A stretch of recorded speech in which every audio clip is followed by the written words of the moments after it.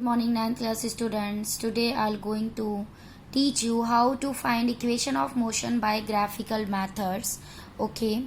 So whenever an object moves along a straight line and having a uniform acceleration, right, then it is possible to relate its velocity acceleration during the motion and the distance covered by it in a certain time interval, right, by through some equations. It is known as equation of motion. तो आपको यहाँ से पता चला कोई भी object जो है अगर वो स्ट्रेट लाइन में आपका मूव कर रहा है जिसका यूनिफॉर्म एक्सेलरेशन होगा तो तब हमारे लिए पॉसिबल हो जाएगा कि हम इसकी वेलोसिटी एक्सेलरेशन को हम क्या कर सके, एक दूसरे के साथ रिलेट कर सके. ठीक है, जब वो मोशन में हो, राइट. और फिर उसका जो डिस्टेंस हम निकालेंगे किसी भी टाइम इंटरवल के अंदर, तो उस दौरान जो कुछ इक्वेशंस फॉलो होंगी उन्हें हम बोलेंगे इक्वेशन ऑफ मोशन.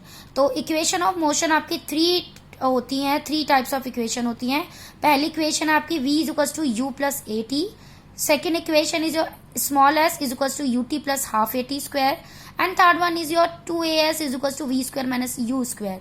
तो जहाँ पे जो v है ना बेटा, इस कैपिटल v, तो ये आपका क्या होगा, final velocity. v for your final velocity, right. और जो आपका u होता है, u ये जो होता है ये होता है आपका इनिशियल वेलोसिटी, राइट. जो s होता है स्मॉल s, ये जो होता है वो आपका डिस्टेंस होता है. Okay, s for your distance not speed. Okay, and t for your time, a for your acceleration. तो ये आपके कुछ टर्म्स हैं जो आपको पता होने चाहिए. ओके, अब हम करेंगे सबसे पहले equation for velocity time relation. तो सबसे पहले हम पहली इक्वेशन निकालने के लिए हम क्या करेंगे, ग्राफिकल रिप्रेजेंटेशन से कैसे निकालेंगे. हमने क्या किया है, ग्राफ लिया है. This is your graph. यहाँ पे हमने कुछ पॉइंट्स है मार्क करा है इक्वल डिस्टेंस पे, राइट. और हमने क्या किया है, हमने वेलोसिटी टाइम ग्राफ बनाया है. ओके, तो I am doing this for you how to find first equation of motion. तो पहली इक्वेशन ऑफ मोशन के लिए क्या करना है बेटा आपको, देखो. तो देखो हमने यहाँ पे जो ग्राफ बनाया है, मैंने एक ग्राफ बनाया है यहाँ पे, जहाँ पे मैंने एक्स एक्सिस में टाइम लिया है which is in seconds. Y axis में मैंने वेलोसिटी लिखा है whose unit is metre per second. Okay, तो हमने यहाँ पे क्या किया है, इस ग्राफ से आप देख सकते हैं कि जो इनिशियल वेलोसिटी ऑफ ऑब्जेक्ट जो है वो यू है, वो पॉइंट ए पे मैंने मेंशन की है. ठीक है, तो ये जो है वो आपकी इंक्रीज कर रही है वी पर, इंक्रीज यानी ऊपर जा रही है v पर. स्मॉल v जो है वो आपकी फाइनल वेलोसिटी हो जाएगी. ये आपका कुछ b पॉइंट पे होगा. एंड देन जो टाइम होगा वो आपका t पे है, जो टाइम है वो आपका t पे है. ठीक है, ये रहा आपका t. ओके, तो ये जब आपकी इनिशियल वेलोसिटी है, जब ये इंक्रीज हुई ऊपर की तरफ यानी इधर की तरफ जाएगी कहीं पे ग्राफ. ठीक है, टाइम के साथ जा रही है तो इसलिए हम इधर लेके जा रहे हैं. तो इधर की तरफ b पॉइंट पर जाके आपकी ये आपकी रुकी है, इंक्रीज हुई है. तो जो आपकी वेलोसिटी होगी वो चेंज होगी आपकी एक्सीलरेशन यूनिफॉर्म रेट ए के साथ, यूनिफॉर्म रेट ए के साथ. ओके, आप यहाँ पे देखेंगे जो परपेंडिकुलर लाइन है बी सी, जो आपकी बी सी लाइन है. ओके, और जो आपकी बी ई है, जो आपकी बी ई है, बी ई और बी सी, ये ई पॉइंट है. बी ई और बी सी जो है वो एक दूसरे के परपेंडिकुलर हैं. ओके, ये क्या की गई है आपकी, ड्रॉ की गई है आपकी टाइम और वेलोसिटी एक्सिस पे. टाइम इधर है एक्स एक्सिस पे, वाई एक्सिस पे आपकी वेलोसिटी है. तो जो इनिशियल वेलोसिटी को मैंने ओ ए से एक तरीके से डिनोट किया है. ओ ए जो है वो इसकी इनिशियल वेलोसिटी है. तो अब क्या करेंगे हमने यहाँ पे क्या किया है, अभी तक हमने ये देखा था. अब हम ए डी को ड्रॉ लाइन करेंगे, एक ए डी ड्रॉ करेंगे ओ सी के पैरेलल. ओ सी के पैरेलल हमने एक ए डी लाइन ड्रॉ की है. ओके, अब इस ग्राफ से हम एक चीज देख रहे हैं. अगर हम देखें कि आपका जो ओसी अगर जैसी हमने आपकी एडी जो है वो पैरेलल कर दी ओसी के साथ, तो हम ग्राफ में देखेंगे ये जो बीसी है, ये जो बी और सी है, इसको हम क्या लिख सकते हैं, हम इसे लिख सकते हैं B D plus D C लिख सकते हैं ना, B D plus D C लिख सकते हैं. ठीक है, जिसे हम क्या लिख सकते हैं, बी डी प्लस ओ ए, बी डी प्लस ओ ए भी लिख सकते हैं, है ना, बी डी प्लस ओ ए. क्योंकि डीसी और ओ ए आपके, क्योंकि ये पैरेलल है तो ये इक्वल हो जाएंगे.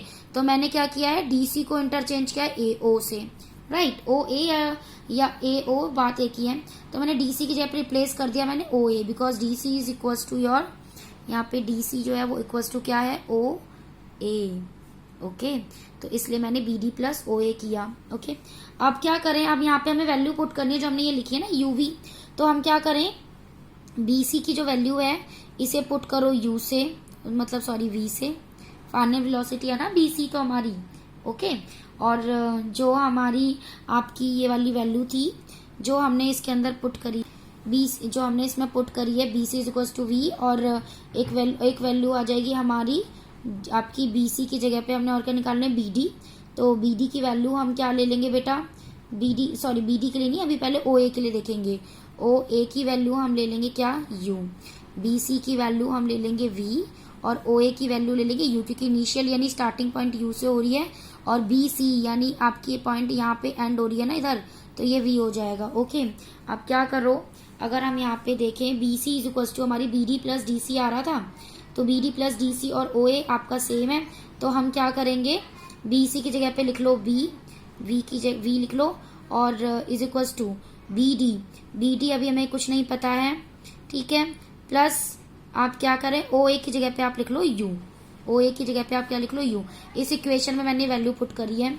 अब बी डी की वैल्यू हम कैसे निकाल सकते हैं, अगर हमें बी डी निकालना है, बी सी पता है, तो हम क्या करेंगे, हम इस पूरे में से क्या करेंगे, हम v माइनस यू कर देंगे, है ना, यानी इस पूरे में से v और इतना माइनस कर देंगे तो हमारा ये वाली वैल्यू निकल आएगी ना, ठीक है। तो हम क्या करेंगे, अब हम बी डी की जगह पे क्या लिख सकते हैं, v is equal to B D की वैल्यू हो जाएगी v माइनस आपकी u, ठीक है, ये आपकी बी डी की वैल्यू है। ओके ये आपकी बी डी की वैल्यू है जो मैंने यहाँ लिखी है, एंड देन प्लस यू।